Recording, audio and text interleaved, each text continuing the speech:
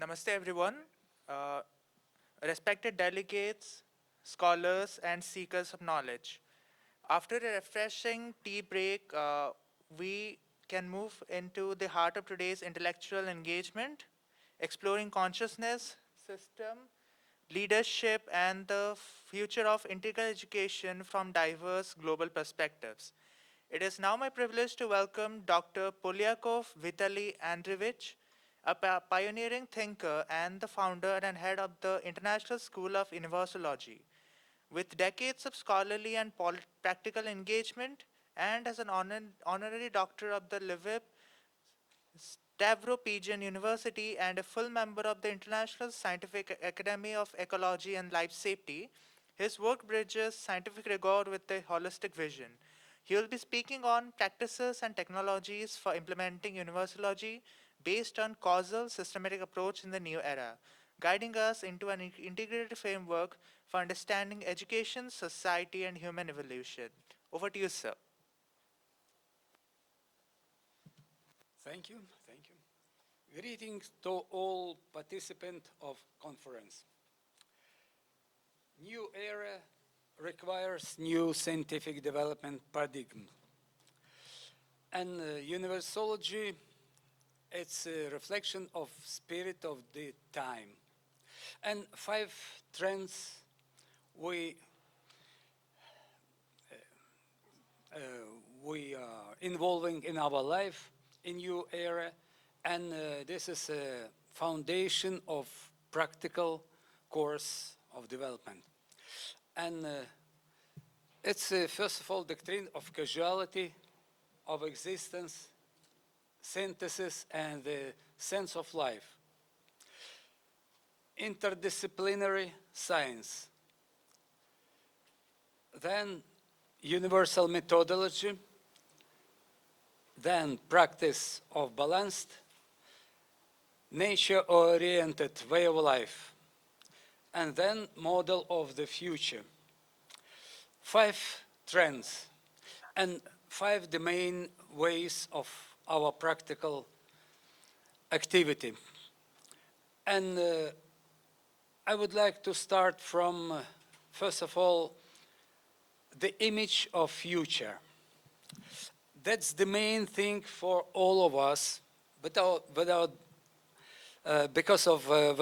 image of future, nobody could develop yourself. And modeling of image of future, it's our main trend, because it's necessary to create understanding and feeling how to develop yourself. And we created technology of modeling of this image of future. And also it consists of the main mathematical, physical, and chemical trends, such as the universal of beings. It's first of all space of fractality and symmetry. I'll show you what does it mean. Just a moment. Here is technical. Okay. I show the way how fractality exists. And that's why micro and microcosmic worlds consist of the same universals of being. And that's why our atoms or our universe has the same space, universal space. And our practice, it's to have models, to create. First of all, we created these models, and then could provide a prognostication, modeling, really diagnosis if it's necessary to work with personality, a person. And that's why we could make a big rate of practice. And also space and time, time, cyclicity, spirality, I show you, and maybe energy. It's very important question and a very important way of practical work, because without energy, nobody could develop yourself. Let me show you example how energy, like a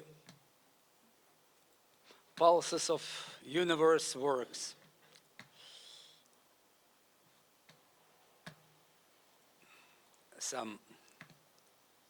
Some technical details, I'll do this. Okay, different directions, but universal combination of steps, how to create aura, how to create field of person, electromagnetic or torsion fields. And the world, it's a really universal development, and also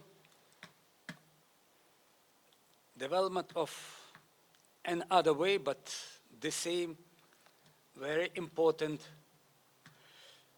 way how to create energetical system. And so again,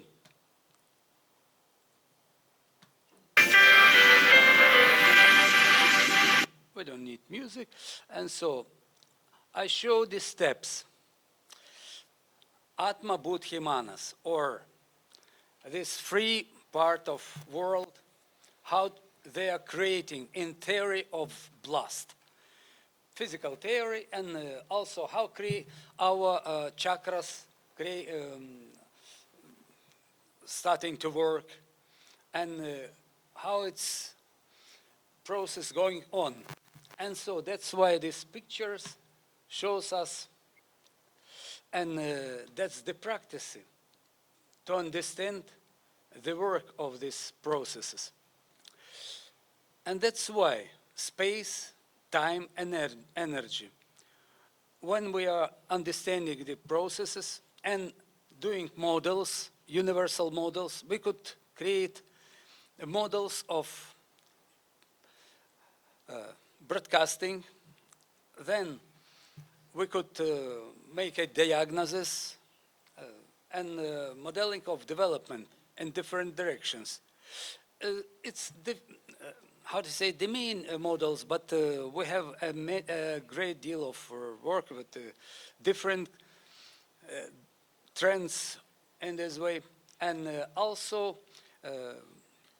a lots of speaking about meditation and the different directions of development personality. And so that's why we use mental psychosystem modeling. It's a practice of inner and outer world activity of person, united energy system, and the way how to attunement to create and flow of life from the upper world, or the first of all I show you the phrase or the how to say meaning of Sri Aurobindo, supermental power.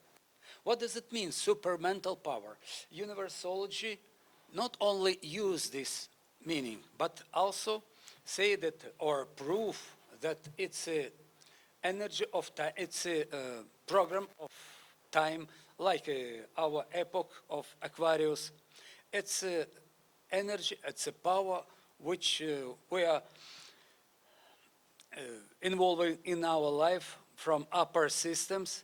And in the ancient history, it's well known like tree of life, world tree of life, like Yggdrasil. And it's levels in which we could see super system, which create program to system and subsystem. It's like a Russian matryoshka, maybe, you know perfectly. And that's why it's a universal involution, and then evolution of mind and conscience, And that's why it's possible to create whole process of development person from diagnosis, then broadcasting, then, pardon, broadcasting maybe, prognostic, forecasting, pardon me, forecasting, my God. Um, and then we are creating development of person like our also our previous centuries show us the way. It's an icon, Slavonic icon, but we call it a model of self-government, self-management of life. And this is more modern way of showing it. And we could say that such models, like, first of all, really, a new education, a new era, and this model based on the disclosure of the inner world of man and collective strategy. Collective strategy maybe in all teachings of all philosophical directions exist, and we are not only use this understanding, but also prove the way of how develop it in special models of collective strategy, and also self-management, social public self-management in a nature-oriented way of life. And the main goal, we've been in our view, your city sun, and we say that it's also universal models because Platon showed the 5 stages, like 5 directions of development, all of us. And from a stage of ignorance to wisdom state of development. And that's why Citizen created this possibility of evolution conscious. Conscious, step by step, from personal to collective to social way of self-government, creating the possibility to spread up and also to work. These 2 directions very important because it's active position in outer space, in inner space. It's opening our minds. And that's why this, in the same way, United Energy System helps for everyone to open it and to open person mind to evolution. And then step by step person starts to understand much more the forces of nature, of cosmic forces, which influence in life of everyone. And we have a good practice, like a computing program. And tomorrow I'll show you how to make a forecasting with this program, astrosystemology. And that's why, using a universal laws, we could make a good diagnostic of current state of person and also forecast of strategic development. And really, if I could say in a right moment, and nowadays moment, it's a special moment in our life. Look here, how many planets gathered all together, and we are all gathered also together. That's why it will be a good direction of development. But it's necessary, how to say, to open the door in new life. Now, this process going on in new cycle of not only years, our social year, but also in new life. Because strategic planets go to new positions. And also Uranus, which leads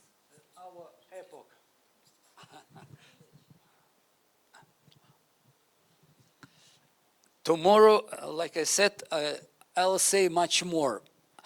Now I'd like only to show this position, which show us importance of our meeting. And tomorrow it will be for all of us very important also. Thank you. Tomorrow, all things.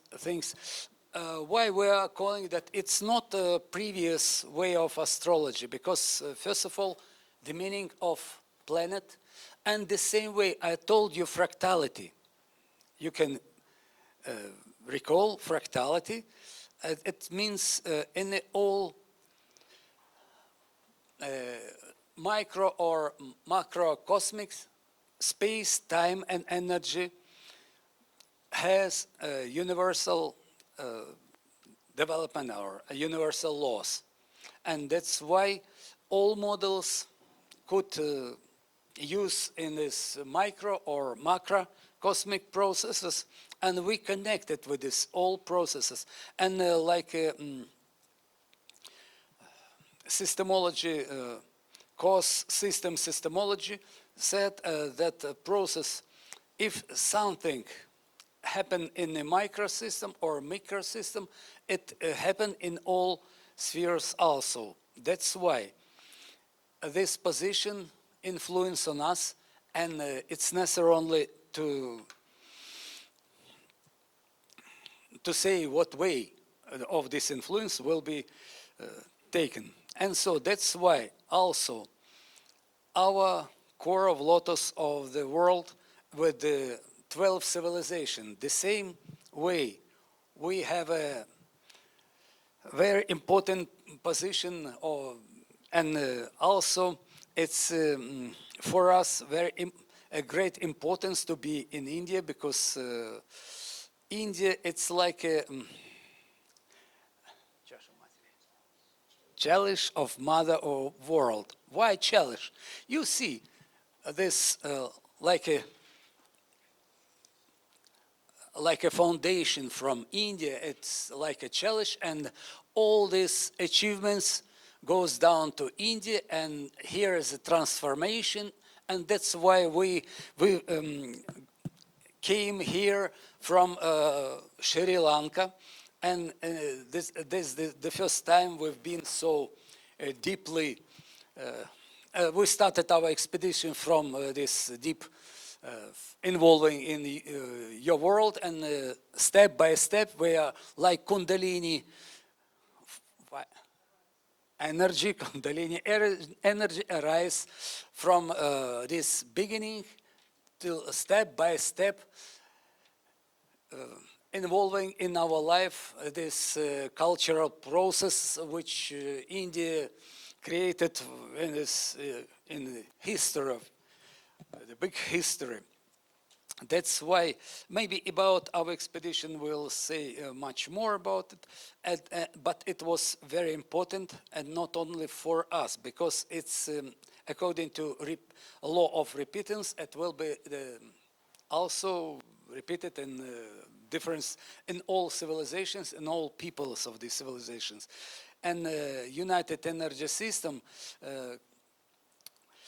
exchange of experience with the culture of different parts of India, it's for us and for all people also will be will have a good experience, and also our real good experience has this exchange.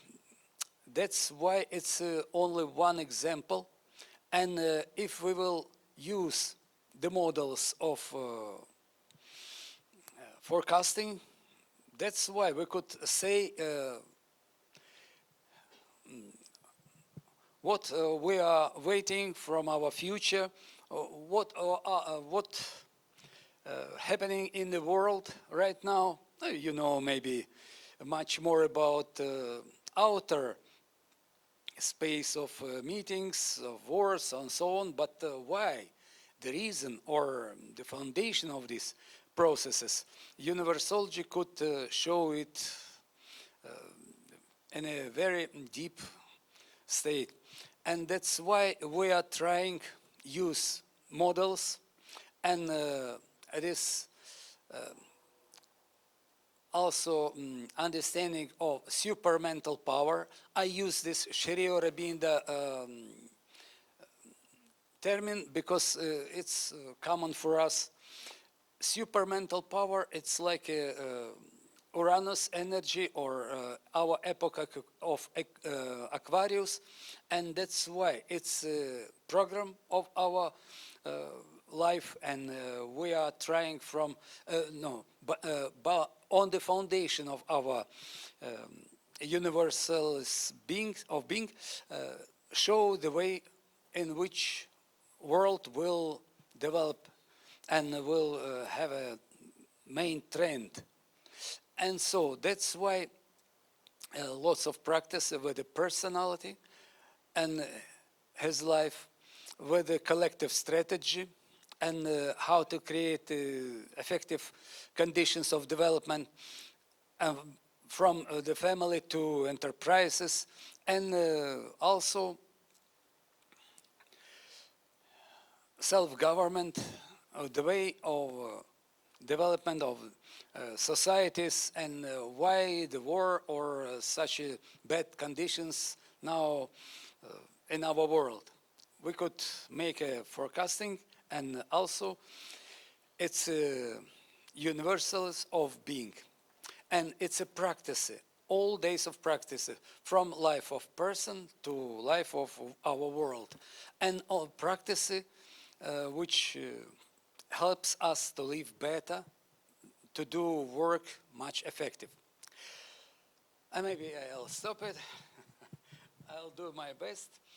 Tomorrow I'll show this forecasting, and also hope we'll find common way of development personality and also our world, because it's so necessary. India has a great deal of experience, and we are here because we are taking this experience in our life, and for us it's so necessary to make exchange. It's a collective strategy of our civilizations, and we know that if everything will be in a good way, if it will be possible to make exchange and fulfill it completely, world will start better. I hope so. No, not I hope so, I prove it. So thank you very much.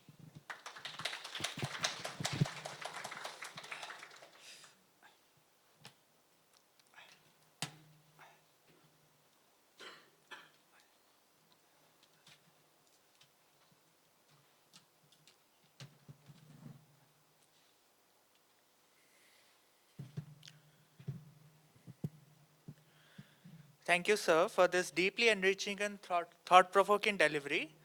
Your exposition on causal, systemic thinking and universalogical practices has offered us not only conceptual clarity, but uh, also practical pathways to integrate education, society, and human evolution into a coherent whole.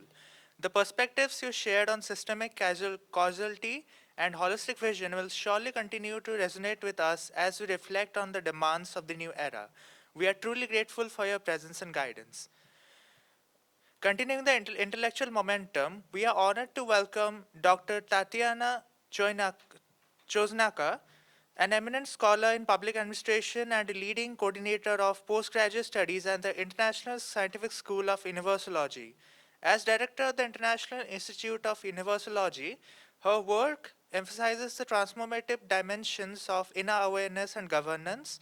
Her presentation, The Transforming Power of Consciousness in the New Era, invites us to reflect on consciousness not merely as an inner phenomenon, but as a foundational force shaping institutions, leadership, and education. Welcome, ma'am.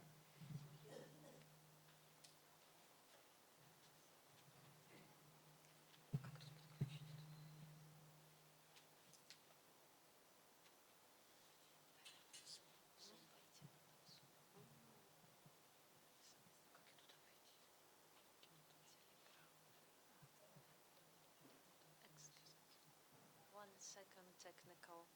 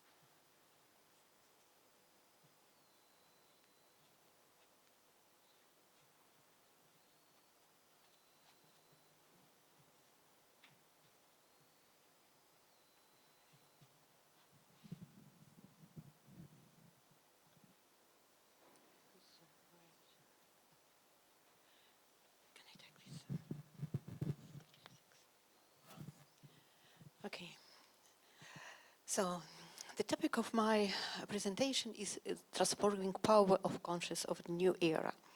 Why is so important to change our conscious or to use our conscious, the force and energy of our conscious to change ourselves, to change our surrounding, to change our society, to change everything that now influence our life.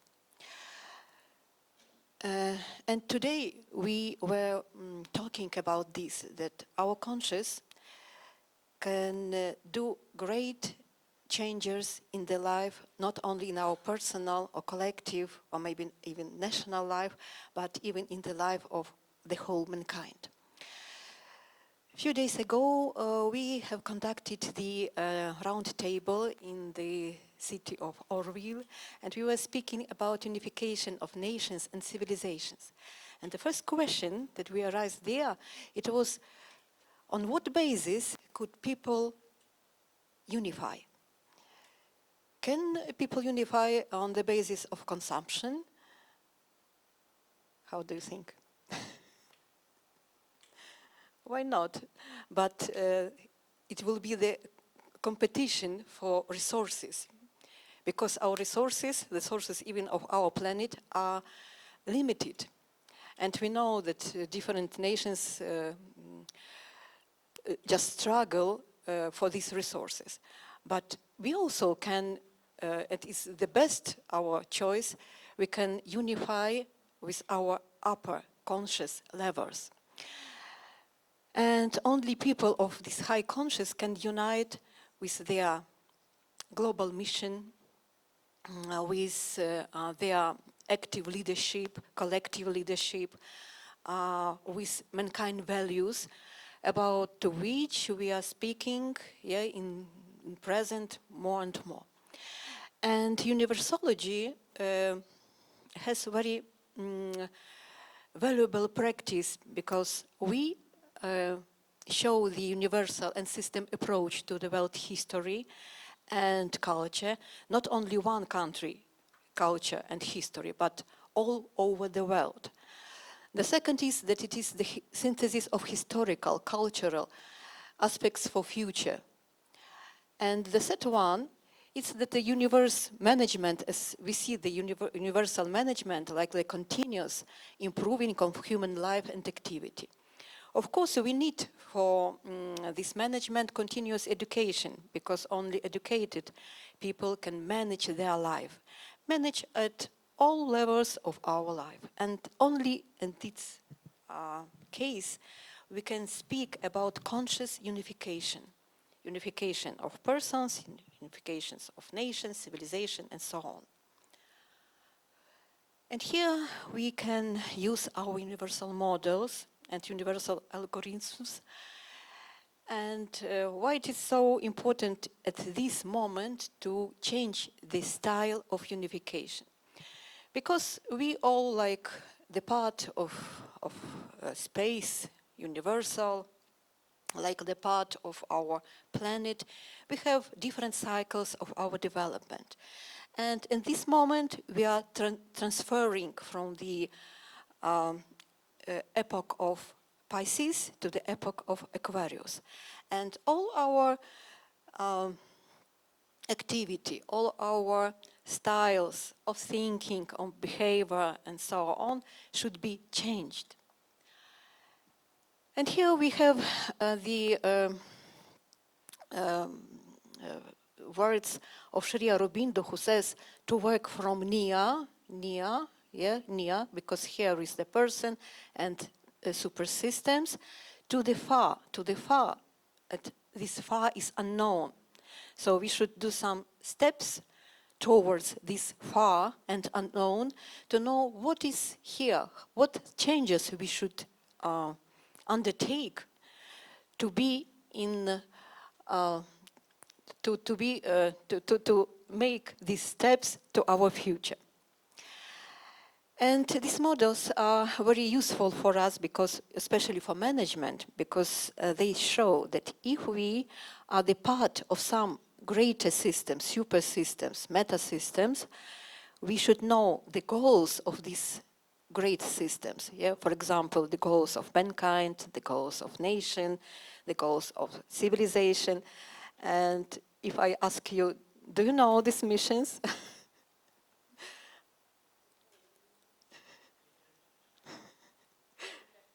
Yeah, can you tell us the mission, for example, of India?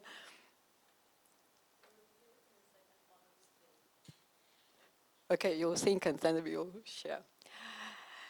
Um, it's very important because if we are the part of the greater system, we should know and realize the tasks and goals and life mission of our nation, of our civilization, and the whole mankind, right? Okay. So, we know that we are living in the great world, and this world is ruling by the universal laws. What are these laws? Okay. I'll hide them and ask you, do you know what is universal laws? I think that world philosophers gave us a lot of different laws, and Universology systemized them all and show us the levels of these laws. Here we have these 7 laws. We have also 3 parameters, system parameters, with which we can define all our life at this moment. Because we know the space in which we are now, yeah, and we realize our, for example, life mission, the time, and energy. Energy is our thoughts, our deeds, all our being. And today it was said, doing for being, right? So in this doing for being could be realized only in that case that our doings are according to these universal laws. So, and Universology also gives us models that are composed by universal laws, and they help us to describe the world, to describe the nature, and to act according to these laws. The next picture shows that Universology has roots in the ancient philosophies. And one of these, the philosophy of Indian, chakras, energetic levels. And we invented such management hierarchy that shows us at what level which energy we should use and what is the action of this energy. Yeah, because to be only in meditation and without doing anything is very useful, but the new era demands of us very active acting. And here we can know, for example, we have our whole day and we can plan our day at all levels of our life, from physical level to the level of our of realization of our life mission, life values, our active leadership, and so on. Then I'll show today the levels of improving of our life, improving the quality of our life. And if we review the modern theory of quality, you'll see that most of scientists speak about quality like the quality of our physical consumption or the quality of the space, the quality of comfort, and so on. But we are speaking here about the quality of our life mission, about the quality of our life values. And here we have 7 steps, 7 levels. This is the practice of improvement of the quality of our life. The first one is the life, of aptitude, of defining of life mission. We know that the human being is the cosmic space phenomena. So he or she, going from the upper levels of cosmic life, and everybody of us, like the grain of spirit, coming to the place, the place, nation, or country, and one of our parts of life predestination, life mission, is to generate the idea of our coming here, to produce the product, the development product. So this product should develop everybody who can use it. Yeah? If this product is only, for example, for consumption or for a comfort, no, it's not this type of product. Yeah. So the product should be developing product. Everybody who consumes this product has the chance of development. Yeah, to make the step to improve life quality. And this product also can change or improve our style of life, because if somebody wants to improve his or her style of life, he'll see that we use this product, and our style of life differs from the style of life of other people. Okay. The second part of this practice is to harmonize our life mission and all energies, all our, for example, knowledge, all our physical forces. Yeah, because we should have energy to realize this life mission. So we take this scheme. Maybe this is the picture by Leonardo da Vinci. Yeah, do you know this philosopher? And he shows us, and Universology takes this picture and completed it with 4 main elements. Yeah, maybe you remember the film's Fifth Element, where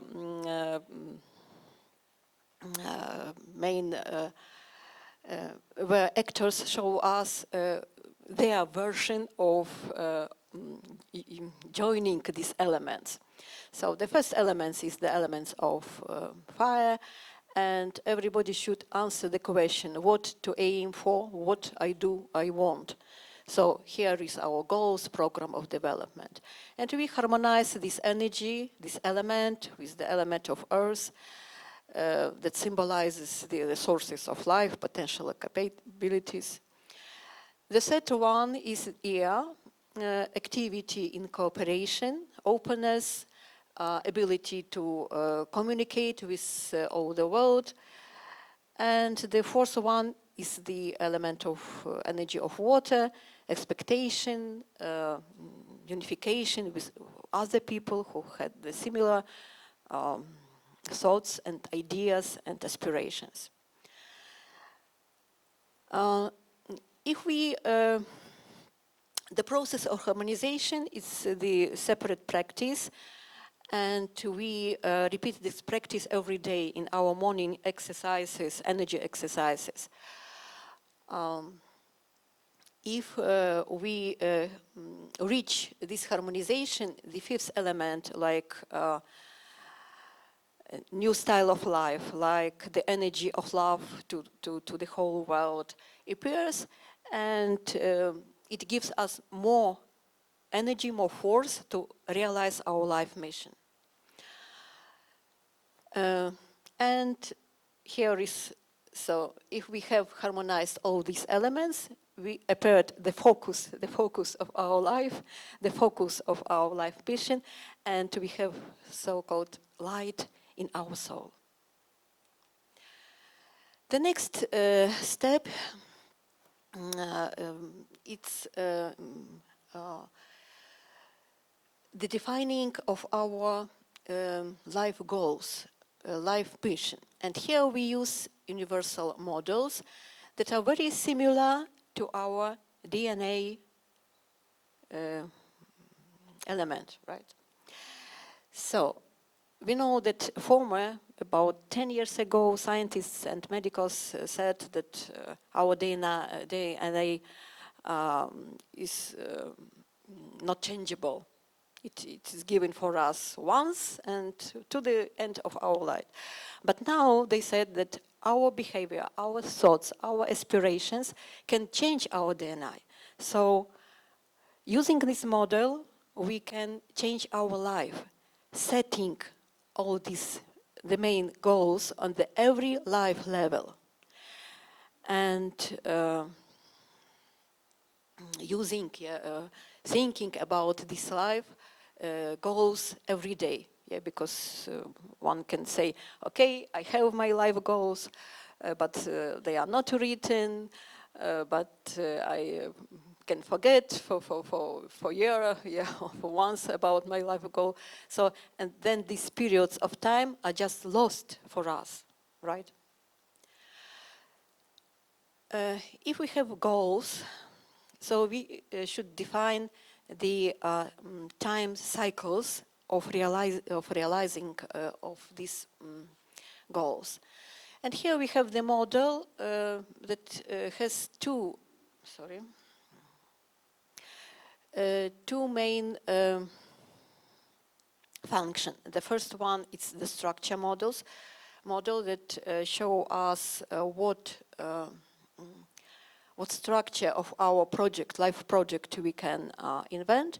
And the another function is the time cycle. So we are going from the highest level of our goals and then going like the evolution of our ideas in the surrounding world.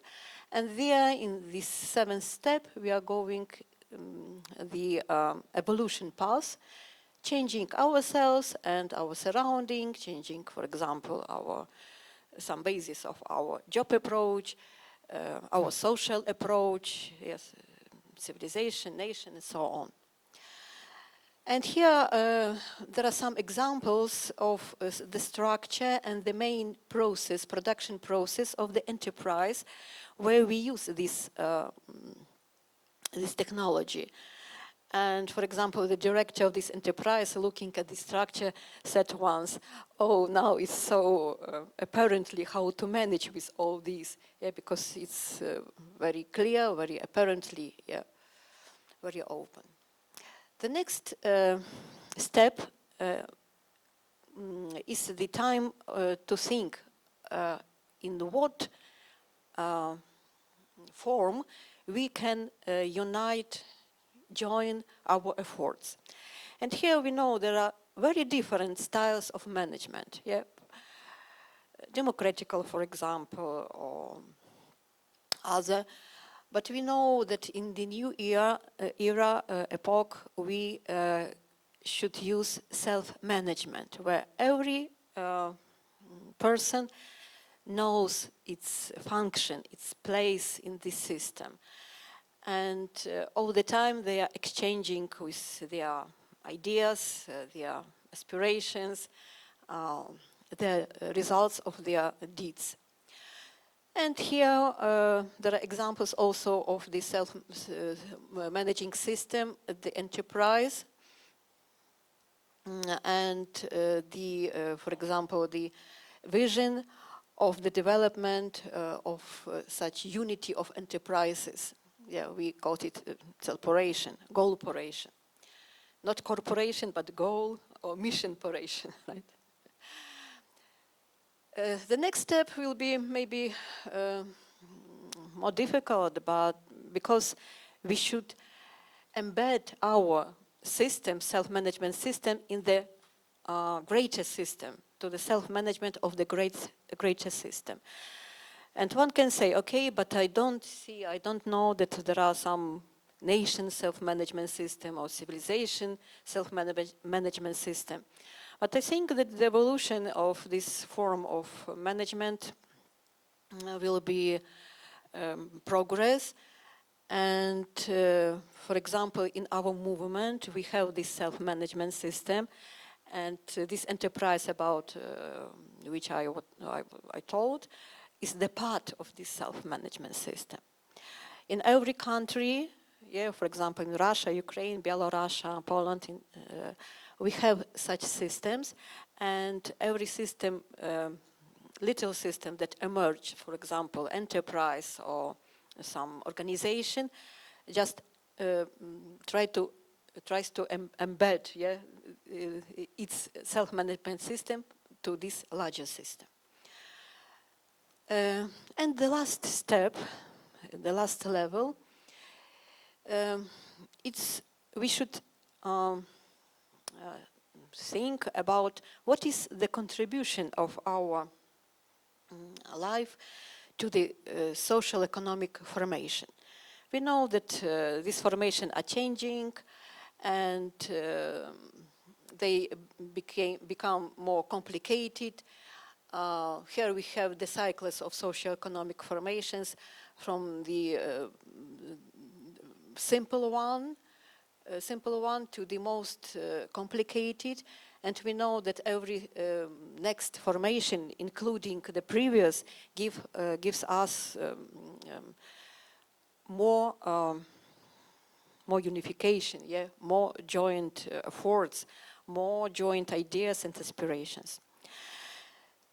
And it is now we can sum up all these levels. So my life, quality of life, the quality of life of each person depends how he or she direct the her or his thoughts. If I do something only for my own benefit, it's not this quality life about which we are telling here. But if we are doing something today or any day, if we are thinking about the benefits of our higher system, super system, we can obtain more energy, more supramental energy, right?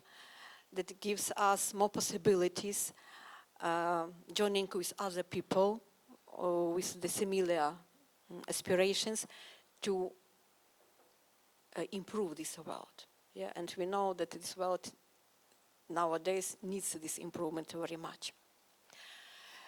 And here is one of our examples. We use in Poland at one of our enterprises this system, and we invented this, the steps of this system, of embedding this system for enterprises.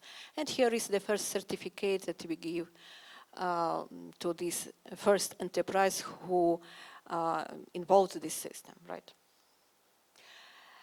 And last year, this enterprise celebrated its 4th anniversary, and the members, the employees of this enterprise, encountered 40 successes that they use these technologies, and they said that the universal system of quality management helped this enterprise very much.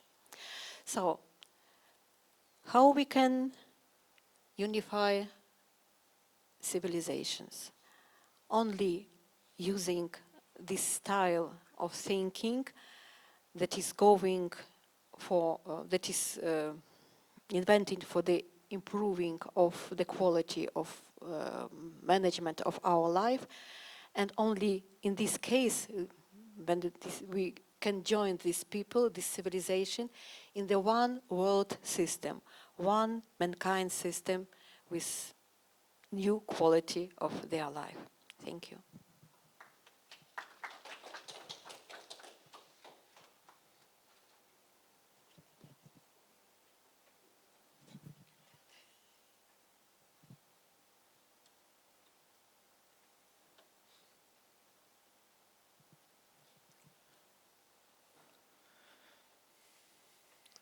Thank you, ma'am, for this illuminating and deeply reflecting presentation.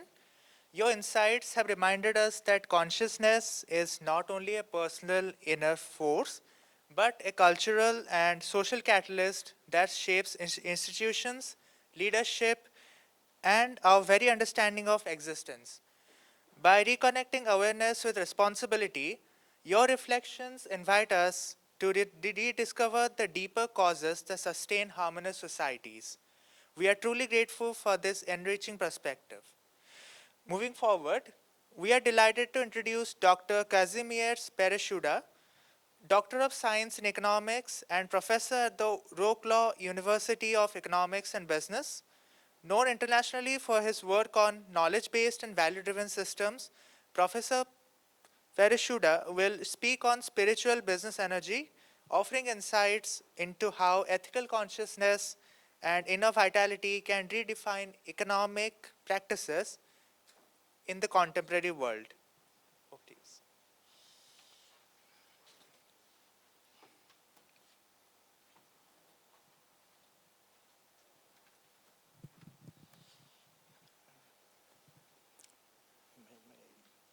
May I the big screen, make big screen. No, no, no. You are presenting here from your Oh, okay. just a second. It works. Yeah, it works Yes. perfectly. And This is for this mode, okay? For laser. No, no, no. the button below that. Oh, Yes. and there is. So I start shortly speaking. I represent the University of Economics and Business in Poland and another university in Katowice, also of business. Some words about me. I published more than 30 books, 400 papers, and in the recent years I published also the books when I try to transfer assumptions of Indian philosophy, also Tibetan, Chinese, and then I publish books, philosophy, I Ching, Chinese philosophy in management, and also another book, comparison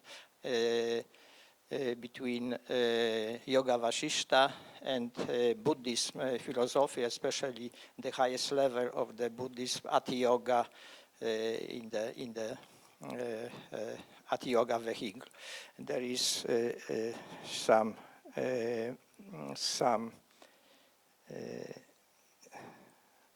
let's say, personal public relations, personal information. And in my studies, especially in the last years, I try to, I specialize in creation of the advanced business models for corporate companies, big companies, international companies. And I try to transfer to the ideas of some Eastern philosophies to the advanced business models. And it means that we should change approach from the physical, materialistic level. It means only concentration of the selling of the products to the selling of the ideas. And there is the highest level, let's say, spiritual level. And there are two models, let's say, many different models, but here I let's go. When we look at the tools of the modern marketing, modern PR, public relations, they are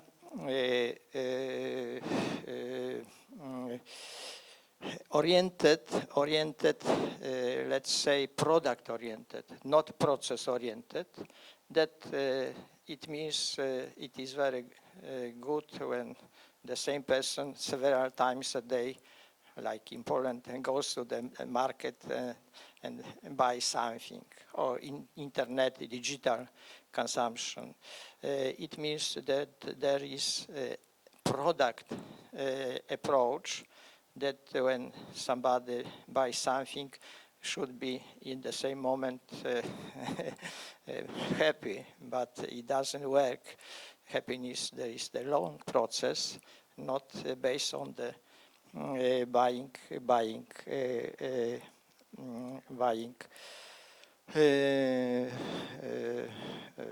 repeating buying. And there is some, let's say, war in the modern business between rational and emotional attitude. From the point of view of, let's say, specialists, managers, businessmen, we play the game, they play the game on the emotional level of the people. There is some of the lower layers. We have in my and my colleague research made four-level, let's say, four-level model of the client's behavior. The lowest is the materialistic level or physical level. Somebody buys a smartphone and will be happy in just a moment. The second level is the emotional level. It is mostly connected with the psychological aspects of the personality. The third level is the mental level, that is higher. And the last level is the spiritual level. But the spiritual level in reality is not used in modern business books or papers. And what is the basic paradigm of spiritual energy? I will tomorrow speak about hermeneutical methodology of sciences. There is holistic approach. I have also published the book, Holistic Methodology of Sciences, different sciences, every science. But holism means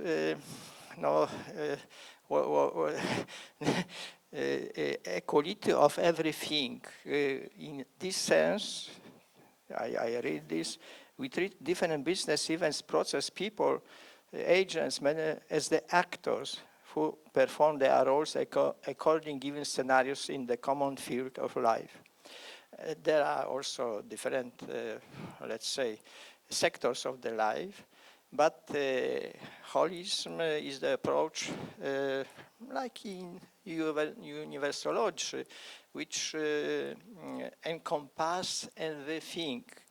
There is, I think, we could compare this in some extent with the Tao in Chinese, Tao philosophy, or Dharma in Buddhist philosophy. But I will go now, not go now deeper, we have no time. And it is really strange that the main point, especially in Buddhist philosophy, but also in other yoga, Vashishta books, theories, there is the emptiness. Emptiness is the, let's say, key category of everything, because everything is just changing from second to second, from minute to minute, and nothing is stable. What does it mean? That in this sense, we could be, let's say, happy only in one moment, not in the long term. long term.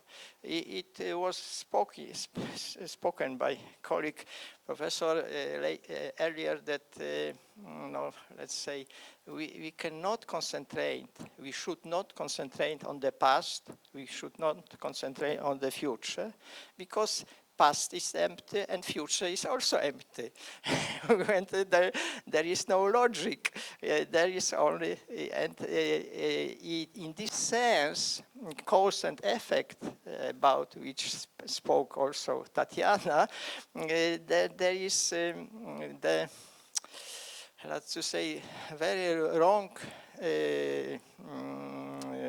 situation approach, because there is the duality.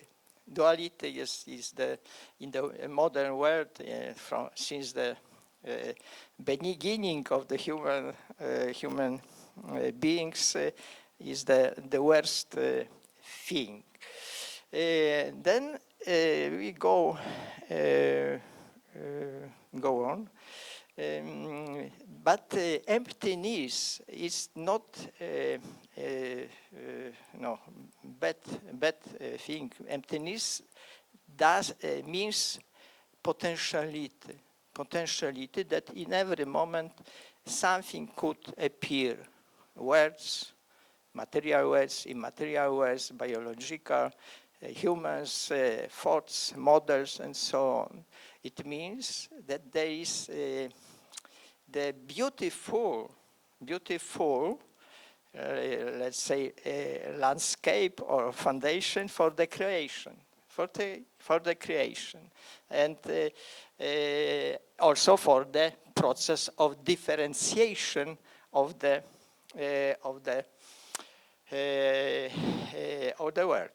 world. And then reality is still changing. We cannot catch anything in real things. We can be only in that moment.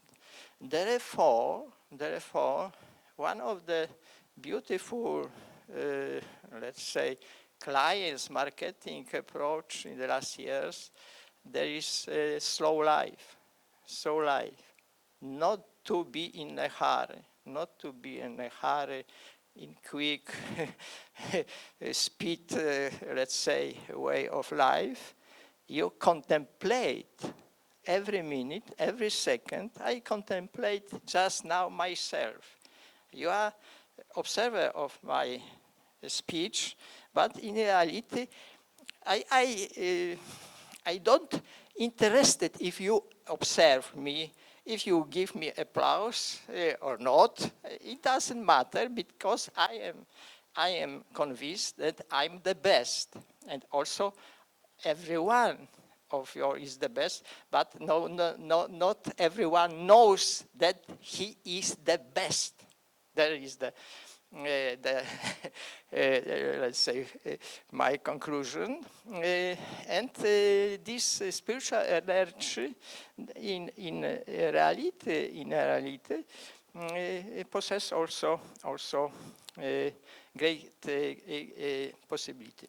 And I have spoken earlier about this dual paradigm. There is the base of the capitalistic system, of the free market system. There is the dual approach. Loss, you could see here. Loss, gain, organization, environment, seller, buyer, stagnation, so all, poor, rich.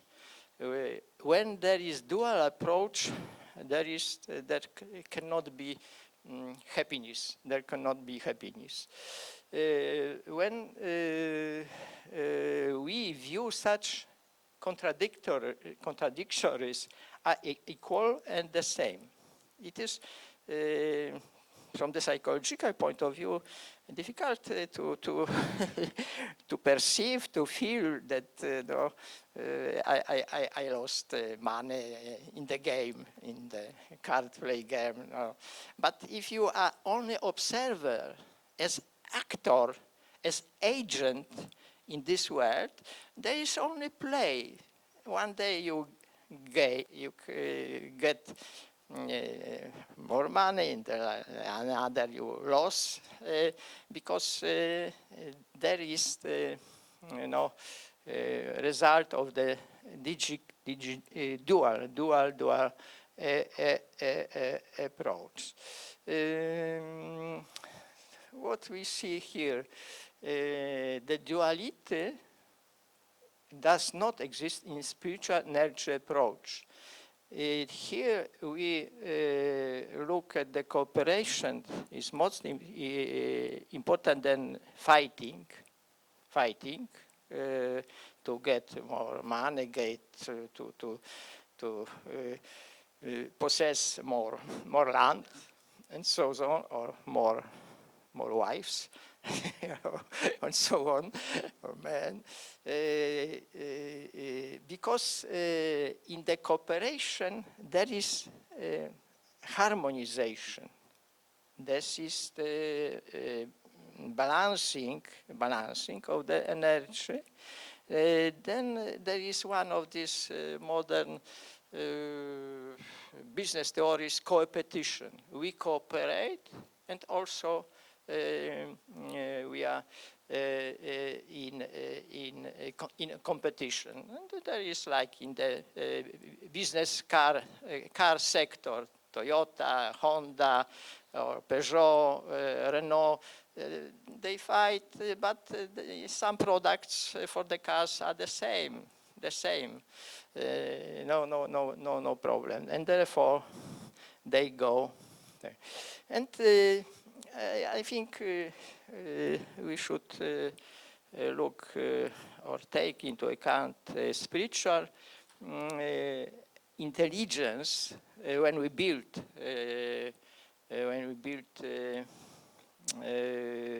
new model of the enterprise, new business model of the enterprise. And here, first of all, we should go in deduction way, not induction. In the modern business, also in the modern psychology, the leading point or leading methods there is empirical approach. It is good on the lowest level, but when we try to build spiritual business models, we should go from the highest, more sophisticated, complicated levels of different Eastern philosophy. Why I speak about the Eastern philosophy? Because in the Western philosophy, great Western philosophy systems find the end in the 19th century. There is the great idealistic German philosophies like Hegel, Kant, Feuerbach, and then the last Karl Marx as materialistic, very big system. And in the 20th century, there is the end of the great idealistic philosophies. When I look from my research, I also studied philosophy in Eastern philosophies. From my point of view, but I'm not sure, Sri Aurobindo is the last in the 20th century great philosopher, first of all, who created the global system, of the also idealistic philosophy, not empirical, and there is such situation. And some conclusion, the Universology, from my point of view, there is this is global, really global, whole holistic hermeneutical system, which in the intelligent way combine deduction and induction in the creation of theories.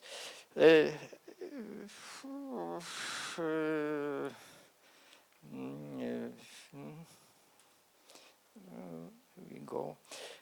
Spiritual intelligence is based on the following principles. Everything is flow, is in the process. Nothing is constant. We don't need to fight. Catching and aversion are equal. Play for play.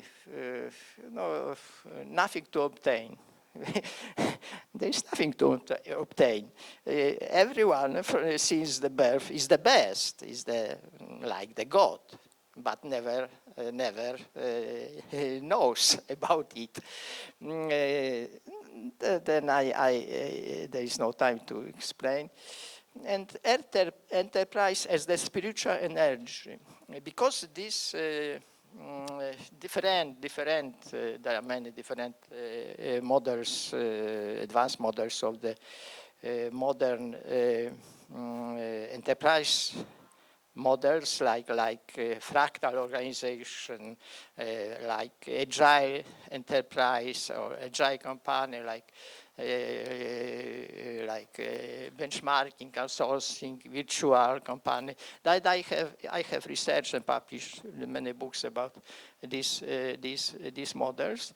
But enterprise, from my point of view, is the set of the multi-energies which are shown in visible way. There is one what we see or how to but in the virtual company, internet company, we cannot see. There is invisible way.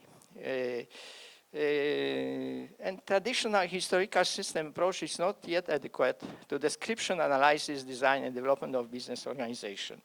So here, from my point of view, enterprise is condensed energy because energy is everywhere. Energy is everywhere. When when we try to detect the models of the enterprise, then we detect not in direct way of observation and empirical approach.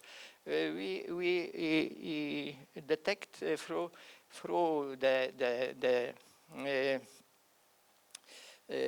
the agents, through the production system, and so on. But there is also non-material aspect of the enterprise, and in reality, non-material, in this sense, spiritual picture of the enterprise cannot be defined, detect in the direct way, only through the let's say non-direct approach. Because we perceive only momentum, temporary picture of the enterprise, energy flow, but in the next moment this picture changes. Everything is in constant changing, economical flow, financial, technical, technological, human research, management, public relations, and so on. Then which indirectly inform of us of the present state of the art of research corporation. I think we should go to the conclusion. No, conclusion is in this way. In reality, enterprise is also empty. Is also empty like any other items. It means that the enterprise is changing, and we see only pictures, the flow of pictures of enterprises, also the flow of the pictures of our conference, of everything. We cannot concentrate that this one picture which we have made several years ago at the conference is a real picture. There's only imagination, the trying to detect the feelings when I made this picture, but it is in reality impossible. Then the enterprise is the continuous flow of the condensed temporary images. There is my definition. And it means spiritual energy of enterprise has no source, origin, and no ends. No ends. And I have said digital companies are the best examples of such modern enterprise. The people buying and buying in internet, but they don't know who produce. They don't know the company. They don't know the managers, workers, agents. There is empty. There is empty. Let's say in our interaction with the company, that we interact only through the product. Product is the exemplification of the company. We don't know producers, traders, and so on. Okay. And such companies are totally empty. We have only visualization about something, what they do. There is pure imagination. I think we should end. I have no material, but it is enough.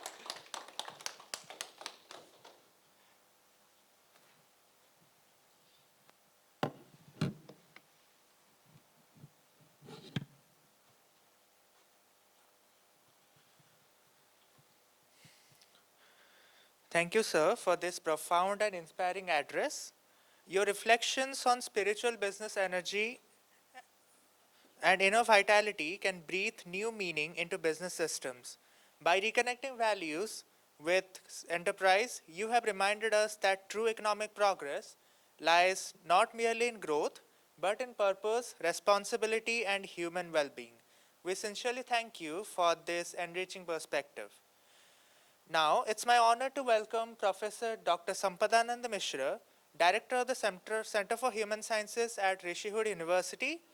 A Sanskrit scholar, thinker, and educator, Professor Mishra will address the theme Educational Leadership and Ideal Teachers, illuminating the role of the teacher as a torchbearer of values, character, and integral wisdom in shaping future generations.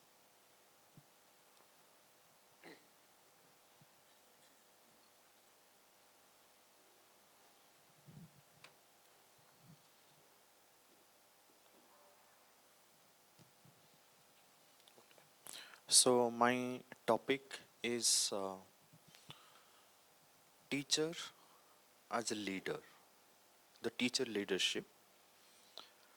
That's again I'm going to explain you in the light of Sri Aurobindo, in the light of the principles of integral education. Traditionally, if you look at the knowledge tradition of Bharat, of India, we say Sa Vidya Ya Vimuktaye. This is a phrase in Sanskrit which means knowledge or learning is that which is meant for liberating the, so it stops there for liberation or liberating. Liberating what?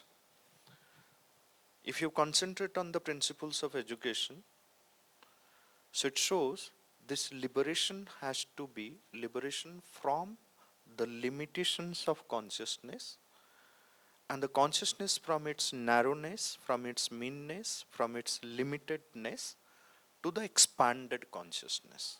Because the ultimate goal of life is to be in delight, in ananda. And then if you want to be in delight, that experience or that realization of the delight cannot happen in the narrowness of consciousness. Because the limited consciousness is too limited to experience the ananda. It can experience, but that ananda is temporary. And sometimes, because of this limitation, the ananda can even create problem, because that's not the true ananda. It's a distorted ananda, right? Distorted delight. So this is the purpose that the vidya, the learning, the teaching and learning, the whole process of acquiring knowledge is liberating. Liberating the limited consciousness and making it expanded.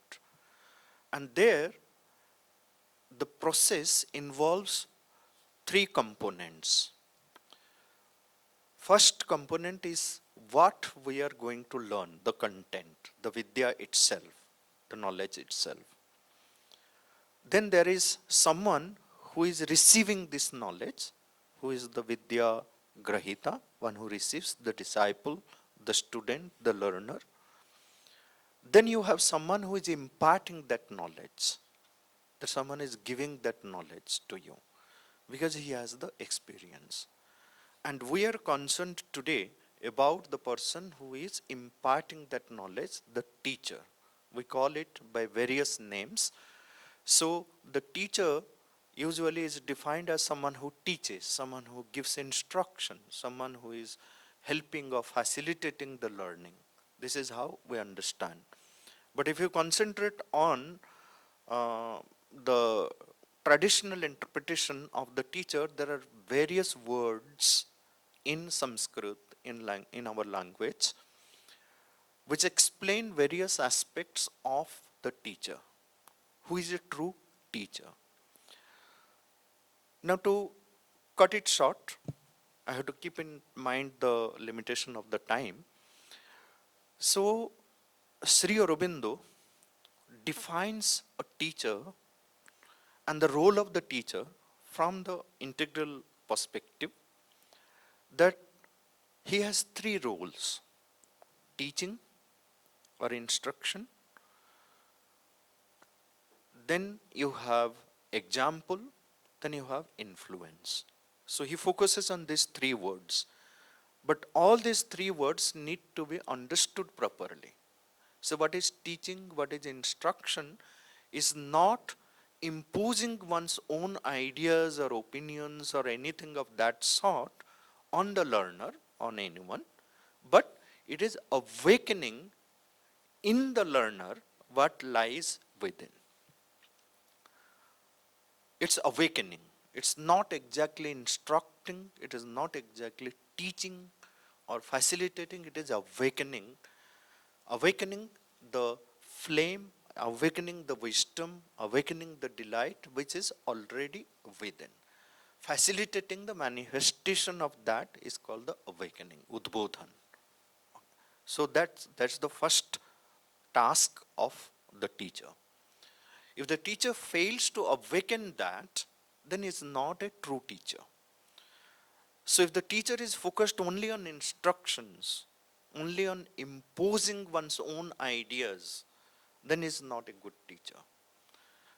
It cannot be called as an integral teacher or teacher of integral education. Okay. The second is by example. Not by when we talk about example, then what happens? We take some outer aspect and then put it before that this is the example that you say. But the integral teacher uses the example of oneself, his own experiences, his own realizations.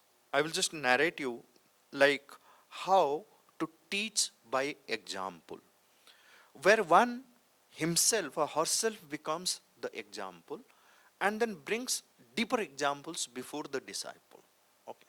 And for that one has to have uh, one's own journey from that limitedness to the expansion. So that is why Sri Aurobindo says that a teacher has to be a yogi, has to go through all the processes of the sadhana, the discipline, and uplift oneself to the level of a yogi. That is how the integral teacher is expected to be. Every integral teacher has to be a yogi. So now, I'll just give you one example. What happened in the inaugural session, I mentioned about a school which was established in Pondicherry in 1941-42, where this experiment on integral education is going on. Okay. So I'll give you the example of a teacher there, how he taught. So then this becomes clear. So how do we teach by example? First thing, he showed himself as the example. Then what materials, what process was involved when he was teaching by example? There are so many things which were to be taught to the learner. So there was a physics teacher who wanted to teach them about some aspects of physics, but at the same time, in the integral, from the integral perspective, it is not the subject matter which needs to be taught. At the same time, while teaching the subject, the teacher has to keep in mind through that subject or through the pedagogy also teaches what can help the learner manifesting all the beautiful aspects of oneself, can teach the values, can teach so many things through the subject, whatever the subject may be. It can be math, it can be physics, chemistry, or any other subject. It can be language, any other subject. But an integral teacher can teach through the subject what is the real purpose of education. Okay, can address to various aspects, various facets of education. So now what this teacher did, so he said, okay, today we will not have any class. Let's come to my room. So he has a small room in an apartment. So he carried all his, because limited number of students, so around 15 to 20 students he carried. So he put before them his bicycle and he had kept it ready. And then he put all the instruments which can help dismantling the bicycle. Okay. So the students were engaged in dismantling the bicycle, but he also told them that keep it nicely, all the parts. So that day class was over. Then next week is the next class. So next week he said again, let's come to my room because you all need to give my bicycle back, which you dismantled. So the children tried, but couldn't put it back. So they failed. They forgot which part has to come where, how to fix and all these things. They couldn't do that. Then he said, okay, on the roadside, there is a small illiterate boy who repairs the bicycle. Go and call him. So the children went, they called that boy. He has no education, but he knows how to set the bicycle, how to repair the bicycle. So he fixed it before them, and the class was over. Okay. Now he simply said, and what he is going to teach, the principles of physics, the motion, how things happen. So that's the latter part. But here he said next time, one thing he said to the students, the next time when you pass by, have respect for this boy who knows what you don't know. He may be illiterate. He may not be educated like you all, but he knows what you don't know.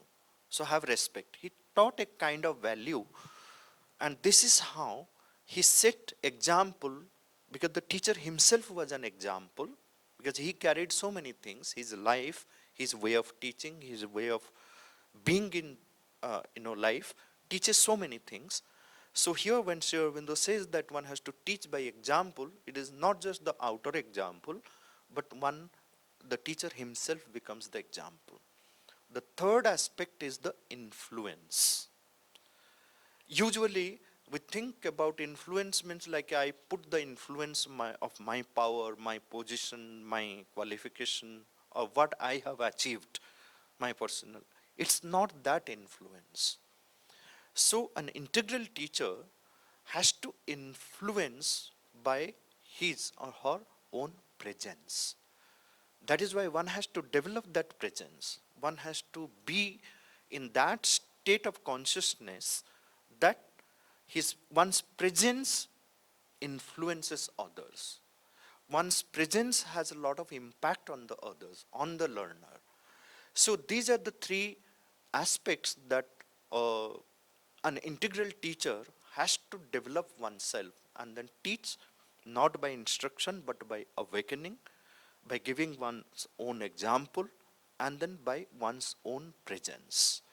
So if these three one is capable of manifesting within oneself, one grows as a true teacher leader, and this is how a teacher following a certain discipline raises oneself to a level of a yogi and is in a position to teach in a true sense. And that is the true leader, and that is the true teacher leadership. And this is how a yogi, a teacher, a guru, a dhyapaka teaches and then helps manifesting what lies potentially hidden within the consciousness. So that's what I wanted to share from the integral perspective.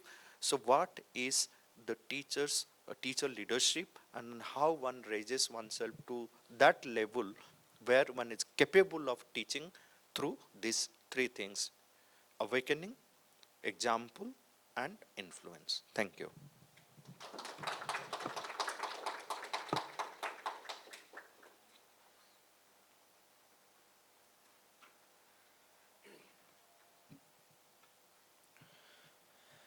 Thank you, sir, for this thought provoking address.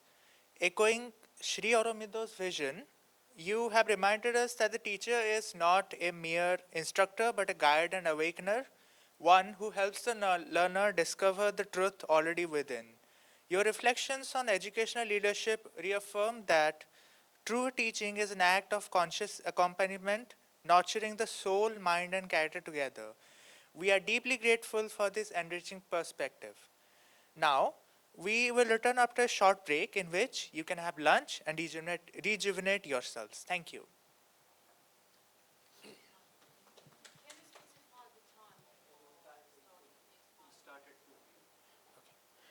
We'll start at 2 p.m. sharp. Recording stopped.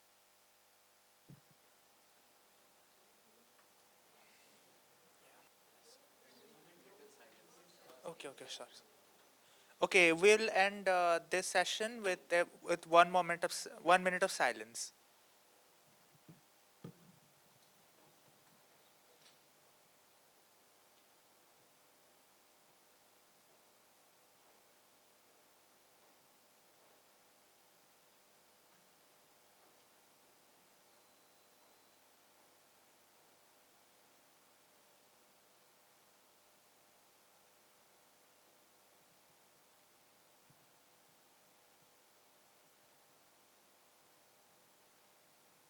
Om.